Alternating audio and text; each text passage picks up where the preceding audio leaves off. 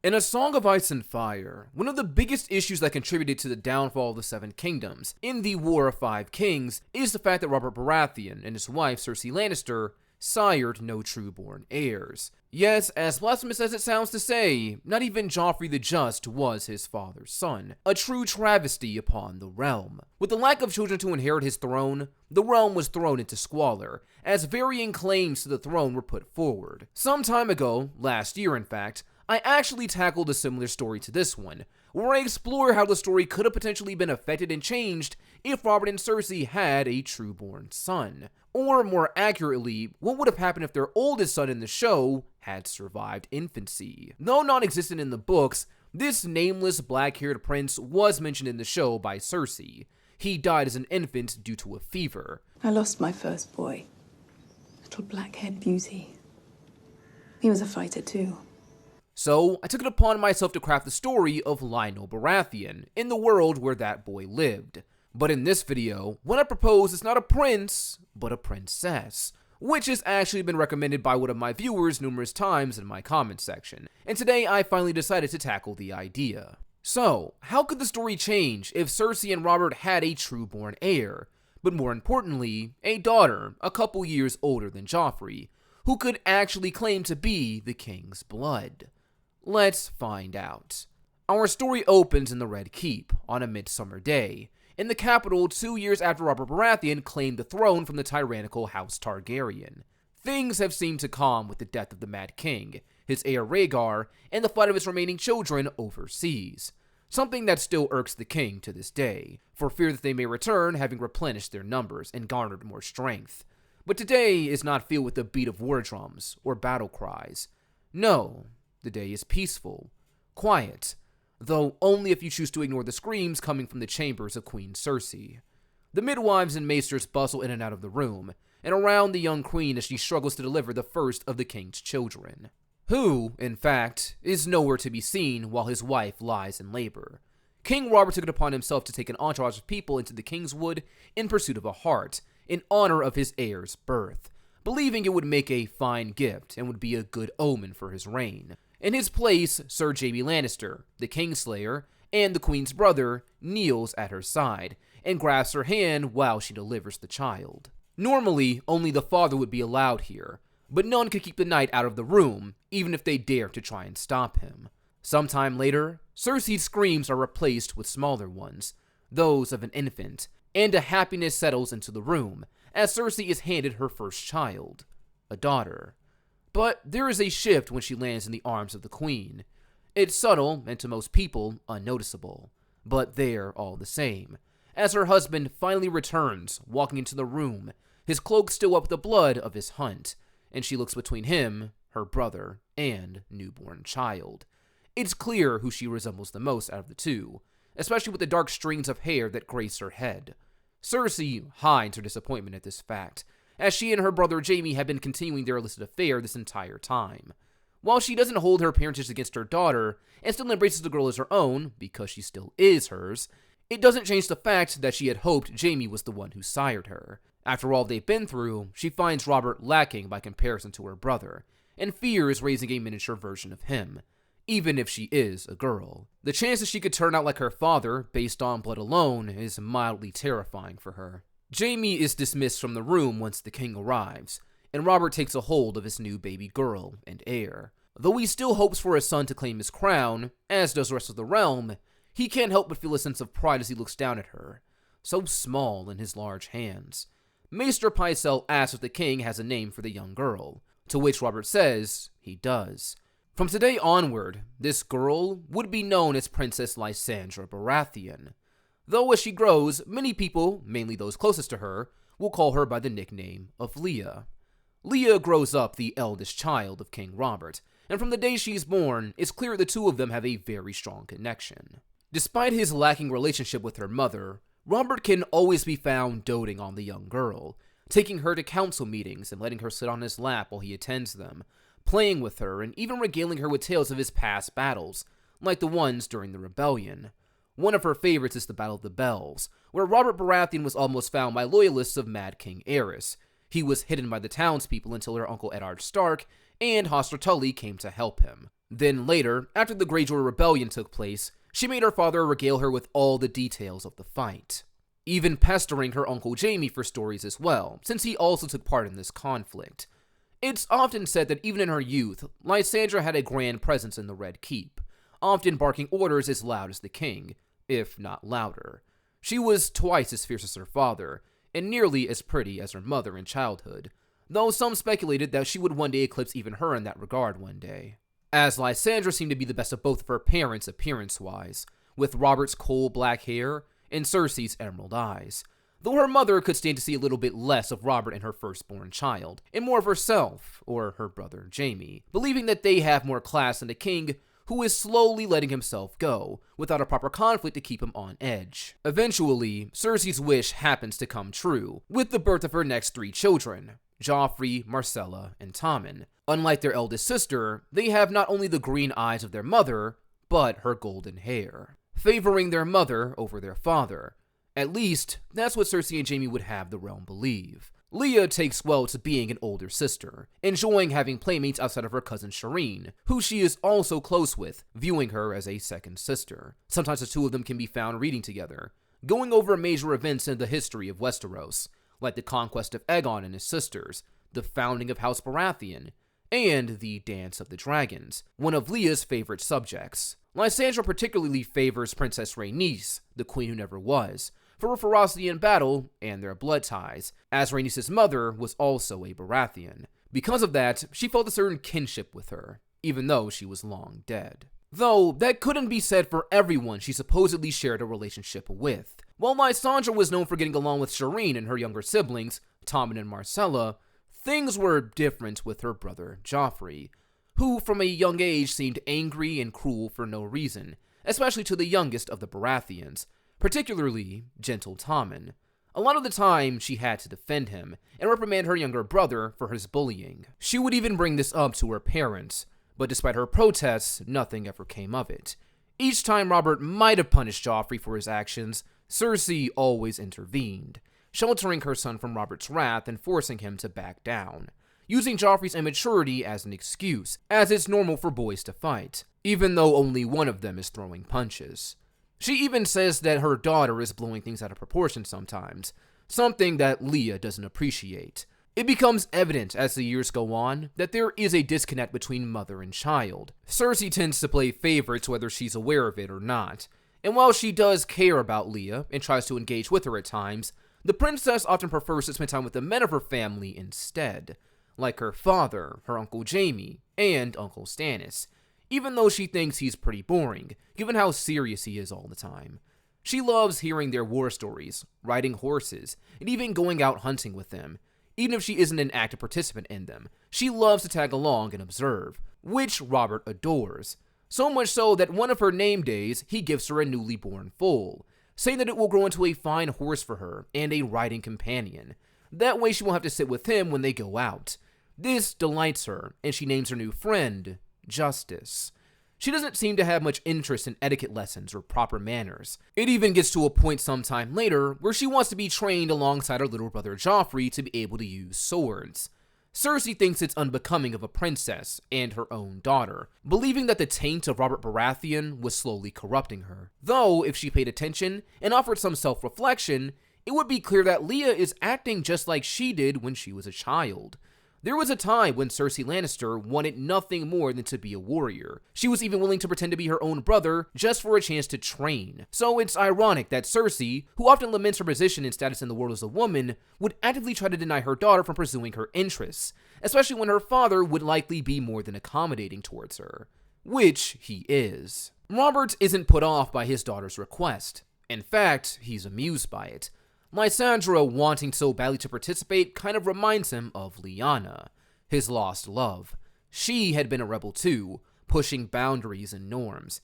It's one of the reasons he fell for her. So seeing that familiar spark in his daughter, he wants to nurture it as best as he can. Though admittedly, Leah becoming a swordswoman of sorts isn't really an idea he entertains or takes all that seriously. The king doesn't truly expect his daughter to become a formidable dame or leader of armies. In his eyes, it's just an interest, a pastime for his daughter he decides to feed into for the time being. No harm, no foul. A part of him even secretly believes that eventually his daughter may even get bored of it, as children often do once they age and find new things to latch onto.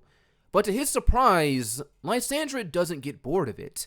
In fact, it seems that under the tutelage of Barristan Selmy, she prefers steel and training dummies to things like silk and gold, what most ladies tend to value. She even says that she wants to use a warhammer like her father Robert when she's old enough. She even seems to have a knack for swordplay, which surprises the king, as Lysandra often spars with her younger brother Joffrey, who can never seem to hit her and usually leaves her encounters with new welts and bruises, which amuses their father. Cersei, not so much. She often downplays her daughter's victories to console her son, saying that she only wins because she's older and bigger than Joffrey. Time would remedy that as he grows. Then saying that he just needs to pay more attention to Barristan Selmy during instruction, and maybe take some extra lessons with Jaime. That could straighten things out for him. Though, while there is some improvement on Joffrey's part because of this advice, it's still clear his sister has the edge, which doesn't do wonders for their already failing relationship. It drives a deeper wedge between the two of them, as each loss makes Joffrey that much more disdainful of his sister due to embarrassment. It gets to a point where Joffrey, fed up with being second place to his sister on and off the training yard, begins to retaliate. Lysandra was always a fan of dolls when she was younger, and King Robert made it a habit of buying her a new one whenever she asked, or giving her one when he returned home after leaving the capital for whatever political reason. After some of her sparring matches with her brother, there would be times where she went back to her room to find some of them missing, and later on finding them in other parts of the castle, torn, twisted, and broken each and every time. She knew it was Joffrey, and every time this happened, she would complain to her father, who could do little to Joffrey with Cersei always coming to his defense. Eventually, King Robert found a remedy for this, and instead of a doll, he got his daughter, a cat, a rusty orange thing that the princess would later name Meleys. She was loved dearly, and in her presence, the dolls before her were all forgotten. But one day, she would go missing too. And like the dolls before her, Lysandra would find the tabby in another part of the castle, broken. No one knew what happened. Everyone just assumed she took a bad fall trying to jump from a window. But Lysandra knew the truth. She saw the claw marks that Joffrey tried to hide on his hands, and the smirk that he gave her after the servants took the cat away. She had to be ripped off of him, but not before she broke her brother's nose. This incident of violence didn't do her any favors, as Cersei took this as an excuse to make Robert cease her training, citing that it was fueling her violent behavior, and it could not be tolerated. In addition, she believed that it was unbecoming of the son of the king to constantly be beaten down in front of others by his own sister. She said that Lysandra was emasculating Joffrey, and if he was to rule the realm one day, and lead well, he could not be subjected to such embarrassments all the time. Robert initially refuses to hear this, but eventually, Cersei's pestering gets to him, as it often does. So her days of wooden swords and sweats are seemingly over, which deepens the rift between mother and daughter and brother and sister. Things become tense in the Red Keep as a result of this, and every passing day in the Red Keep, Lysandra contemplates if kinslaying is really such a heinous crime, each time she sees Joffrey's smug face. After some begging, her father, King Robert, gave some leeway on Cersei's punishment,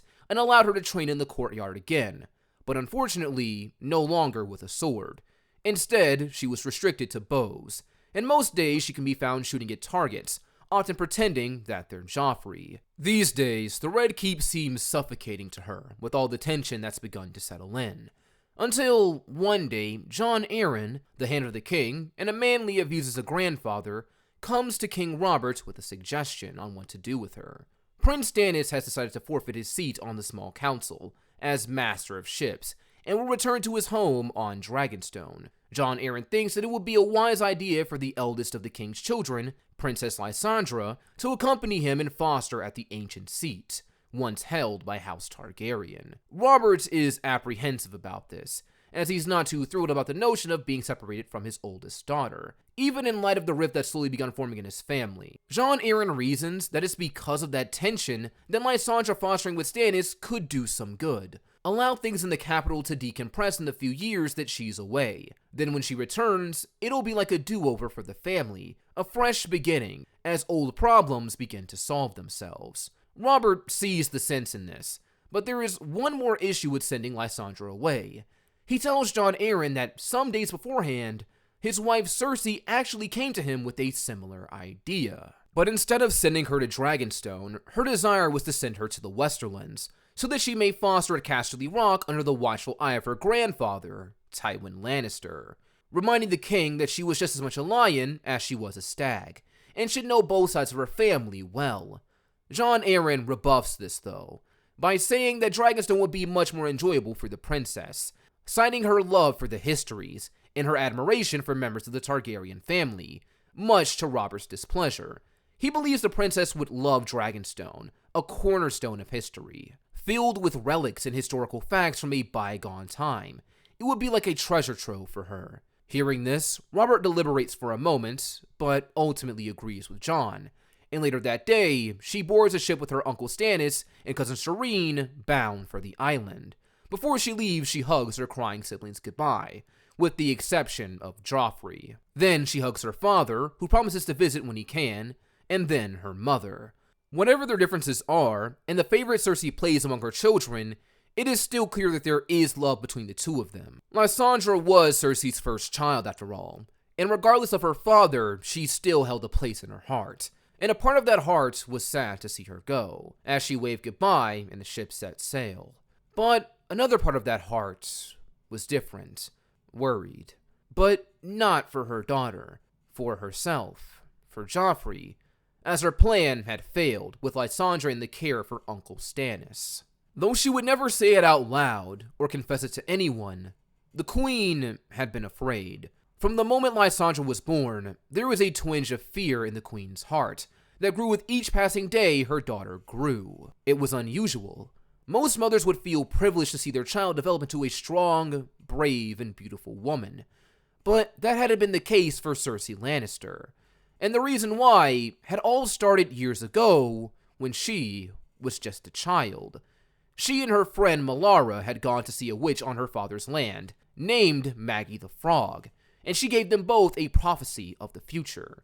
She foresaw Cersei's marriage to Robert, the children they would have, and a dark fate that awaited her. She had buried the thought in her mind as best as she could, as if ignoring it would make it less real. But the day Lysandra was born, she could not anymore. The words of the witch rang in her head.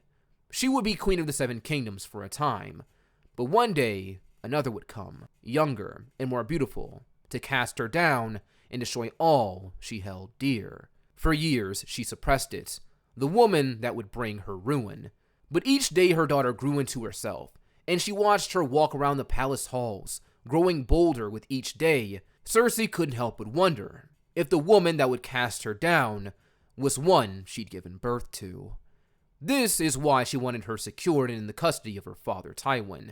In the Westerlands where the Great Lion ruled, she would have been safe, and so would they. Locking her away on the rock would have been the surest way to remove any possible opposition for Joffrey when it came to the throne. And if things went wrong, and his claim was called into question, if Leah had any notion that she was Robert's only true child, there would have been no chance for her to press her claim from the Westerlands. Tywin wouldn't have allowed it. The only banners that would fly would be lions, and they would only fly for Joffrey. But under the protection of Stannis, anything was possible now. So for the next few years, Lysandra grows into a young woman on the island of Dragonstone. Though a welcome reprieve from her family and the tension that settled within it, she can't help but feel weighed down by the gloom that hangs over the island. This is where the reign of the Targaryen family began, and where it ended, after Prince Viserys and his sister fled overseas. Though their mother died here in these halls, it still felt as if ghosts lingered here, but she did her best not to pay it any attention. Most days she spent with her Uncle Stannis, still boring as always, talking of duty and responsibility. On interesting days, he'd question her about her studies, things she'd learned from history, battles that were fought, and why some tactics worked and others didn't. When she wasn't with him, she was with her cousin Shireen, or out on the beach practicing her archery. Sometimes Sir Davos would watch over her, and she'd guilt the man into sparring with her, Without Cersei around, Lysandra found more opportunities to practice her swordplay, but none on the island matched the same knowledge with the blade as Barristan Selmy, or her uncle Jaime Lannister. So while the instruction was beneficial, there was much to be desired. While on Dragonstone, the princess would be notified of the happenings in her royal family, usually by her younger siblings, Myrcella and Tommen, as they wrote to her often. Through letters like this and others sent by maesters, she learns of her brother's betrothal to Sansa Stark of Winterfell. The match made sense.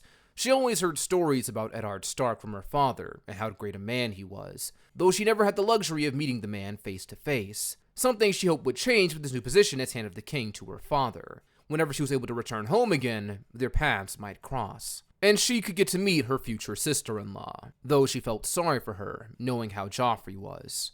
Her uncle Stannis wasn't the biggest fan of traveling back and forth between the capital and Dragonstone, so it might take some time before that happened, unless her father deemed otherwise. However, she wouldn't be returning anytime soon to her home, and as the days wore on, after Ned Stark was named Hand of the King, she would witness the slow decline of her family, along with the widening cracks in the realm as a result of the Stark-Lannister conflict. First with the fall of Brandon Stark, an unfortunate accident, then the death of Sansa's direwolf lady, then the abduction of her uncle Tyrion by Lady Stark, something which puzzles the princess when she hears word of it. Tyrion was one of her favorite uncles. She found him to be the funniest growing up. So for him to be taken hostage didn't sit well with her. But this will be the least of her problems, as tensions continue to boil over, with the fight of Ned and Jaime on the streets of King's Landing, and Tywin's assault on the Riverlands in response to his son being taken, something that makes her heart drop when she hears it. Lysandra had heard for years about how brutal it was when Tywin waged a war. Often, it was the innocents who suffered the most when her grandfather set his mind to the task. It was a terrible situation, but the princess would be lying if she said that she didn't understand it on some level. Despite their differences, Cersei had always instilled in her daughter that family came first. A strike against one of them was a strike against them all. So as upset as she was with her grandfather for his acts of terror, she places a share of that blame on Lady Catelyn Stark as well. She provoked the Lannisters and brought this upon her own people because she had an inkling that her uncle had committed a crime. And unfortunately, things would only get worse, with the death of her father and the imprisonment of Eddard Stark, the Hand of the King, who supposedly tried to steal the throne from her brother Joffrey. The news of Robert's death hits hard, and for a time, the princess is nigh inconsolable upon learning that the man who held and loved her more than anyone else in the world is no longer in it. There's an anger in her at the fact that Robert was taken so soon from the world, and that her half-wit brother now sits on his throne as king. But the gods are cruel, and there isn't much the girl can do about it. She demands that Stannis take her back home to King's Landing. Regardless of all the talk of treachery, she wants to see her father off and bid him a proper farewell. But surprisingly enough, Stannis refuses to take her home. In fact, he won't allow any ships to leave without his say-so, something that angers and disturbs the princess, and she begins to wonder if this is the doing of the Red Woman, Lady Melisandre. She'd arrived on the island in the princess's early years on Dragonstone, quickly becoming invaluable to her uncle, always talking with him and his wife in secret, swaying the people around them, and converting them from the faith of the Seven to her faith of R'hllor. Lysandra found her terrifying, and she wasn't one to be unnerved so easily. But every time she looked into the Red Woman's eyes, a pit would form in her stomach. There was something dark about her, in her. For all her talk of the Lord of Light, she couldn't help but notice the shadow she cast every time she entered a room. It was suffocating. Though not nearly as much as the days where she would speak with her, the days where she would stare unblinkingly into her eyes, and the woman would ask her questions. About her life, about songs and prophecy, and whether or not she believed in fate, often remarking that she had yet to live up to her own. There was a power in her blood that she had yet to realize, a purpose she had yet to rise to. At least that's what she would always tell the princess. Lysandra never understood what she meant by that. At least, not until the second letter from King's Landing arrived on Dragonstone, this time from Lord Eddard Stark, written before his death at the hands of King Joffrey. In said letter, it detailed the fact that Cersei had been unfaithful to King Robert, and 3 of her children, Joffrey, Tommen, and Myrcella, were born of incest and therefore not true Baratheons. This revelation comes as a shock to the princess, and at first she refuses to believe it, not wanting to accept the horrid truth, but also afraid of what it means for her. If this was to be taken as fact, then the Iron Throne was hers by right and by blood, as the only living legitimate child of King Robert Baratheon. She struggles with this truth, but Lady Melisandre reassures her, saying that this knowledge was the reason she was kept safe on Dragonstone for so long. Stannis agrees, saying that her stay here all these years was a plan devised by himself and Jon Arryn to keep her safe. They had suspected the truth about the Lannisters for some time, and planned to expose it to Robert, but there wasn't much that they could do with a lack of evidence. So instead they resolved to get her away to safety, away from Cersei's manipulation and control, so her claim wouldn't die because her mother locked her away and made it impossible to fight for. Lysandra has some difficulty believing her mother would do something like that, but as she thinks on it more, it begins to make sense. She always seemed to favor her brother Joffrey more than her. Maybe that was because he was the son of the man she actually loved. And Cersei always did her best to limit Lysandra in the capital. She didn't want her to be competition for Joffrey. It all lines up. But still, in light of this, Lysandra says that she is not a queen. Stannis says that she is, whether she likes it or not, as Robert's only child. In all these years, he's been grooming her to take charge. Every tedious lesson was a push towards claiming her birthright when the day came. It was her duty as the daughter of the king, no matter how she felt. Melisandre chimes in again, and says that this was her destiny from the start, and the whole reason she came to Dragonstone. Her fate was to unite the realm, and push back the terrible night. Lysandra deliberates on this. Countless times her uncle had drilled into her the importance of duty, and if what they were saying was true, then her mother murdered her father, and gave his throne to a pretender, and a cruel one at that.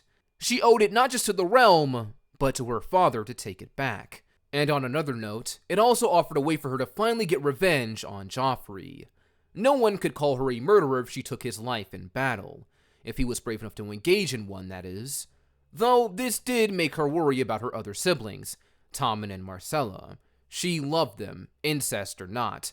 They were still good kids, and she would see them safe once she'd taken her throne back. So in light of her father's death, Lysandra proclaims herself as the first of her name, rightful queen of the Andals, the First Men, and the Rhoynar, lady of the Seven Kingdoms, and protector of the realm. She is crowned on Dragonstone by her uncle Stannis, who she names as Hand of the Queen.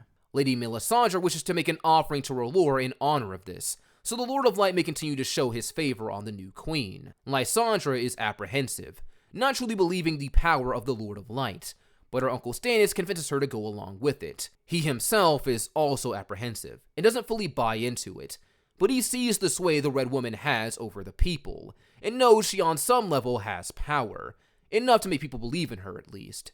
It's best to feed into it for now. So she agrees, and they burn wooden likenesses of the seven faces of God. From one of those wooden totems, Lysandra is made to pull a flaming sword, what Melisandre dubs as Lightbringer, as she proclaims her the new queen and the hero of the world reborn, Azor Ahai. But she is not the only one during this war who dares to make a bold claim. After her coronation, her brother Joffrey declares that she is a traitor to the realm and a pretender to the throne, who is to be brought down by any means necessary. And to make matters worse, after her coronation, word was sent to Storm's End for aid in the conflict, but instead they received another challenge, as her uncle Renly declared that he would take the Iron Throne for himself, with the Tyrells backing his claim. Then Robb Stark, the son of her father's friend, announced his own bid for kinghood, though unlike the Baratheons and Lannisters, he desired not a throne of iron, but one of ice. Independence, planning to secede from the Seven Kingdoms and leave only 6. 5 if he managed to take the Riverlands with him. The knowledge of that stung Lysandra. Though she never personally met Robb, she had expected that the Starks would be loyal allies to them. After all, Ned supported her claim to the throne. Now an alliance with the North seemed questionable at best. One problem at a time, though. For now, before the North or even entertaining the idea of assaulting King's Landing, given that he has the largest army, Lysandra wants to meet with her uncle Renly, to see if she can't talk some sense into him. A parley is organized, and the parties meet on neutral ground in the Stormlands. Lysandra arrives on her white horse, Justice, dressed in plate armor and black chainmail, a golden crown in the form of antlers on top of her head, with her black hair spun into a single thick braid and Lightbringer on her hip. She flies an altered Baratheon standard, a black stag on a red field, with a flaming crown around its throat. There's a mix of emotions seeing her uncle. She was quite fond of Renly and enjoyed spending time with him growing up, so she can't believe why he would betray her like this. Renly simply says that he's a better fit for the throne. He holds no ill will towards her, but Liam is just a child and has no idea how to lead. She spent years isolated on Dragonstone. She has no real allies aside from Stannis, and he isn't very favored throughout the realm himself. Just by having him on her side, Renly believes that her cause is doomed. Stannis replies that Renly dooms himself with his own tongue. If he doesn't submit, they will destroy him. He then looks to Catelyn, surprised that she would join his brother, saying that the same will happen to Robb if he does not submit as well. Lysandra didn't even recognize Lady Catelyn, as she'd never met the woman before. Her appearance comes as a surprise, but also a welcome opportunity. Catelyn lets it be known that her son has no desire for the Iron Throne. The Baratheons are welcome to it. The Queen remarks that if that is true, then she would love to converse with Robb herself in person. Even though his desires independence, perhaps there's still a chance for them to reach some kind of agreement in the war. The notion of an implied compromise doesn't sit well with her uncle Stannis, though, but he bites his tongue for the time being. Renly then says that before such promises can be made, they would need to beat him on the field first, and it would take more than his niece playing dress-up to accomplish that. Lysandra rolls her eyes, and tries to reason with her uncle once more, saying that she doesn't want to fight him. They would all be stronger together, working towards the common goal of avenging her father and retaking his throne. She promises that there will be no contempt if Renly surrenders now. He'll have a place of high honor in her court, and a seat on her small council. Renly returns this offer, also not wanting to fight his niece, if he doesn't have to. But in addition to offering her a place at his court, he also offers to even name her his heir, at least until he had a son of his own. It was only fair. Lysandra and Stannis scoff at the offer, and depart back to camp, and the Queen spends the night deliberating on what she wants to do about her uncle. Eventually, it becomes clear that facing him in an open field would be foolish. She didn't need Stannis' lessons to know that. If it were just the Stormlands, an argument could be made, but the reach was too much. They'd be overwhelmed, and their heads would be on spikes. With that knowledge in mind, Lysandra makes a decision. She won't fight Renly. Not today, at least, with their numbers so few and death nearly certain. Instead, she goes to her uncle and expresses her desire to return to her seat on Dragonstone. And from there, she wants to make a move on the north. But not to fight. She meant it when she said she wanted to converse with Robb Stark in person. While a traitor, he was still a potential ally. And unlike her uncle Stannis, she was willing to bend on her stances if it meant gaining an advantage and leverage later on. Robb Stark had men, and she needed that. And out of all of her competitors, he seemed to be the most reasonable. Unlike the Lannisters and Renly, who were fighting out of greed and ambition, Robb was fighting for something more noble. Justice, after his family was spurned and tormented by her own time and time again. His reasons for defiance were valid in her eyes. They both wanted revenge for their fathers, and maybe because of that, she believed that he could be reasoned with. But that's where I'm going to end things for today. I actually really enjoyed making this video. It was a really fun topic to tackle, and this video was definitely built more towards setup than anything else. So if you like this story, feel free to let me know down in the comments below, and like the video to show your enthusiasm. Right now, I'm thinking maybe 1,000 likes, and I may consider giving you guys a sequel to this. I know a lot of you guys have been asking me to do more of those, and there are some stories I do plan on revisiting eventually. Specifically one involving a certain bronze-colored dragon. Hopefully, at least. Not gonna lie, Maegor's story has been keeping me a bit stumped. But for now, though, hope you guys enjoyed it. Don't forget to like, subscribe, tell me your thoughts down below, along with what changes you might have made to the story. Also in the comments below, tell me which of my videos you'd actually like to see additional parts to. I may or may not take them into consideration. We'll see. That being said, have a great day, and I will see you all next time.